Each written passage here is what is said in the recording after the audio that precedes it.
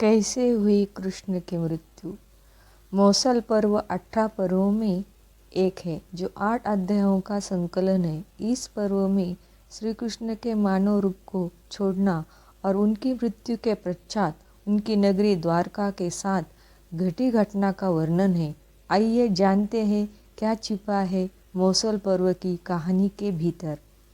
यह घटना कुरुक्षेत्र के युद्ध के 25 साल बाद की है। कृष्ण की द्वारका नगरी बहुत शांत और खुशहाल थी, जहाँ युवाओं के भीतर चंचलता बड़ी सामान्य थी और वे सभी भोग विलास में लिप्त रहते थे।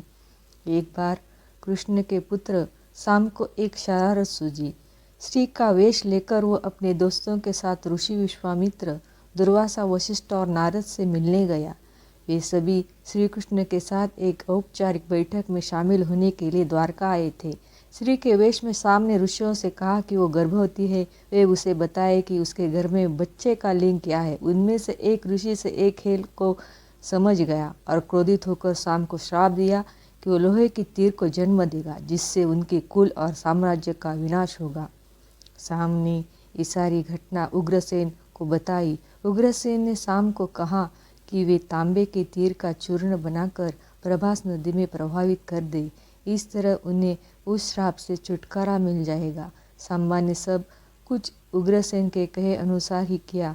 साथ ही उग्रसेन ने ये भी आदेश पारित कर दिया कि यादव राज्य में किसी भी प्रकार के नशीली सामग्रियों का ना तो उत्पादन किया जाएगा और ना ही वितरण होगा। इस घटना के बाद द्वारका के लोगों ने विभिन्न अशुभ संकेतों का अनुभव किया। सुदर्शन चक्र, कृष्ण के शंख, उनके रथ और बलराम के हल का अदृश्य हो जाना, अपराधों और पापों में बढ़ोतरी होना, लाश, शर्म जैसी चीज़ों का समाप्त होना, स्त्रियों द्वारा अपने पतियों और पुरुषों द्वारा अपनी पत्नियों के साथ विश्वासघात करना आदि बेहद सामान्य घटनाक्रम हो गया था।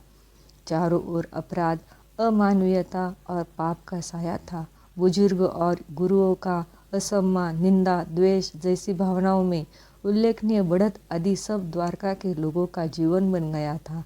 ये सब देखकर भगवान कृष्ण परेशान हो गए और उन्होंने अपनी प्रजा से प्रभास नदी के तट पर जाकर तीर्थ यात्रा कर अपने पापों से मुक्ति पाने को कहा। सभी ने ऐसा ही किया, परंतु जब सभी यादव प्रभास नदी के किनारे पहुँचे तो वहाँ जाकर सभी मदिरा के नशे में चूर होकर भोग विलास में लिप्त हो गए। वे नाचते गाते और मदिरा का सेवन करते। मदिरा के नशे में चूर सात्यकी कृतवर्मा के पास पहुंचा और अश्वत्थामा को मारने की साजिश रचने और पांडव सेना के सोते हुए सिपाहियों की हत्या करने के लिए उसकी आलोचना करने लगा। वही कृतवर्मा ने भी सात्यकी पर आरोप बढ़ने शुरू कर दिए। बहस बढ़ती गई और इसी दौरान सात्यकी के हाथ में कृतवर्मा की हत्या हो गई।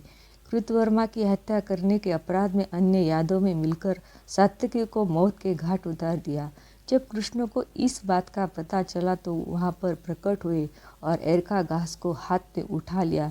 एक घास एक छड़ में परिवर्तित हो गई, जिससे श्री कृष्ण ने दोषियों को सजा दी। मदिरा के नशे में चूर सभी ने घास को अपने हाथ में उठा लिया और सभी के हाथ में मौजूद वो घास लोहे की छड़ बन गई, जिससे सभी लोग आप में ही भिड़ गए और एक दूसरे को मारने लगे।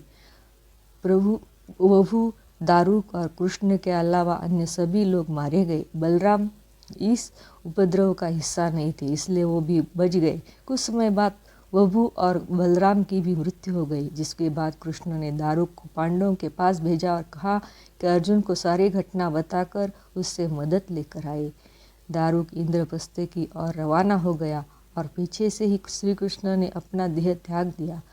कृष्ण की मृत्यु की घटना प्रभास नदी से ही जुड़ी है, जिसमें लोहे की छड़ का चूर्ण बहाया गया था।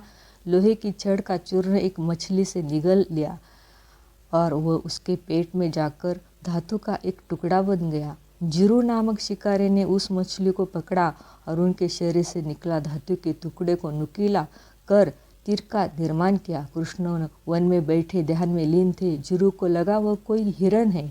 उसने कृष्ण पर तीर चला दिया, जिससे श्री कृष्ण की मृत्यु हुई। कुछ समय बाद अर्जुन मधु लेकर द्वारका पहुँचे और कृष्ण की मृत्यु की खबर पाकर अत्यंत दुखी हो गए।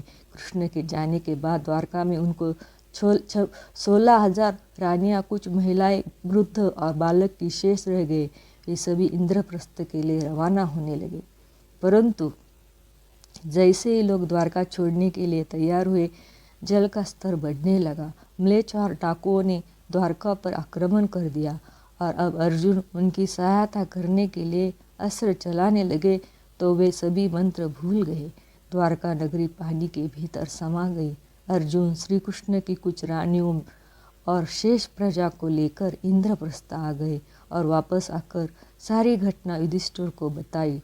भगवान कृष्ण का पूरा यादवंश खत्म हो गया और द्वारिका भी समुद्र में डूब गई।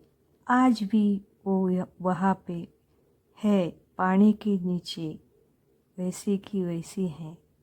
कुछ लोग वहाँ देखने के लिए जाते हैं। हो गया इस तरह माता गांधारी का शाप का परिमार्जन भगवान श्री कृष्ण ने कर दिया।